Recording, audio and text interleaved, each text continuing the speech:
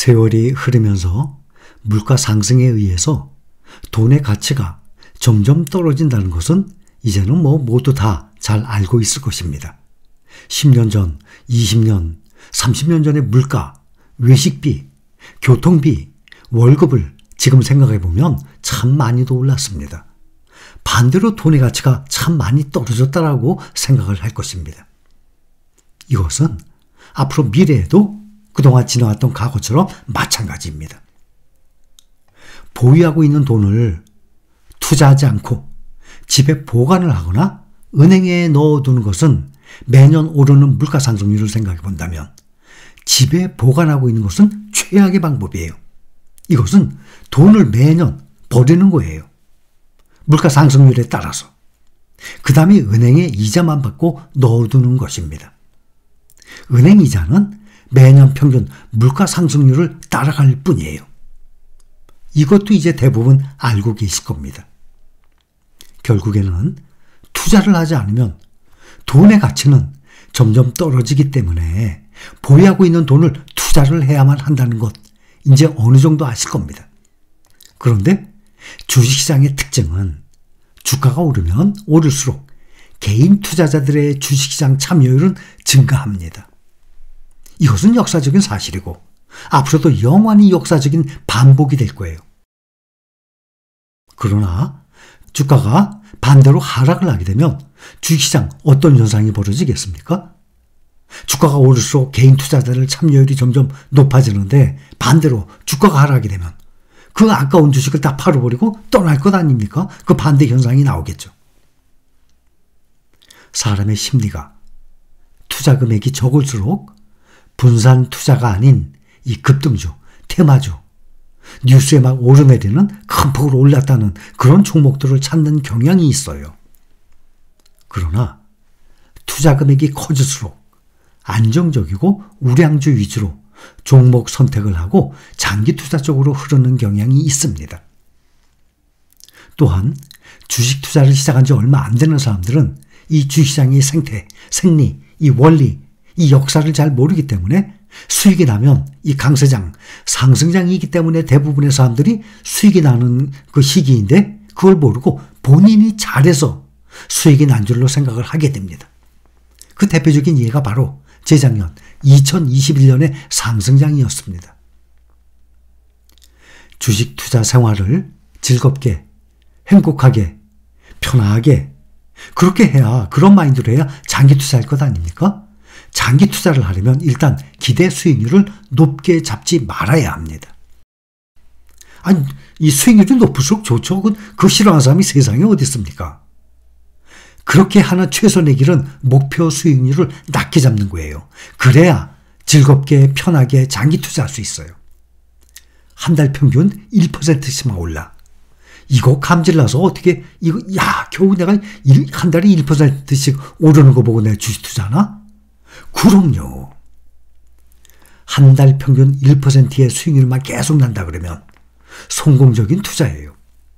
복리가 아닌 단리로 계산해도 한 달에 1%면 1년에 12% 아닙니까? 그러면 S&P 500과 나스닥의 중간 수익률이에요. 매년 그렇게만 수익 난다면. 근데 이것이 단리가 아니라 복리로 올라갈 것 아닙니까? 한 달에 겨우 1%씩만 수익이 나도 연간 15% 이상의 수익이 나는 거예요. 이 정도만 해도 성공적인 투자입니다. 그런데 여기에 만족을 못하게 되니까 결국에는 오히려 위험한 투자 스타일로 변질이 되는 거예요. 그래서 높은 수익률에만 집착을 해서는 절대 안 됩니다. 비교적 안전한 투자 스타일을 유지할 줄 알아야 장기 투자가 가능해지는 거예요. 또 주식 투자에서의 특징이 또 하나 있어요. 개인 투자들의 또 하나의 특징은 주식 투자를 해서 돈을 벌게 되면 얼마를 가지고 내가 한 달 만에, 3달 만에 얼마를 벌었다고 주위 사람들에게 자랑을 하는 경우가 흔합니다. 내가 3천만 원 가지고 있는데 지금 20%, 그러면 600만 원이죠? 600만 원 벌었어. 근데 문제는 사고 팔고 하다가 손실을 보잖아요. 그럼 똑같이 얼마를 잃었다고 주위 사람들에게 벌었을 때 얘기한 것처럼 똑같이 말을 해야 되는데 돈을 잃었을 때는 아무런 말을 안 하니까.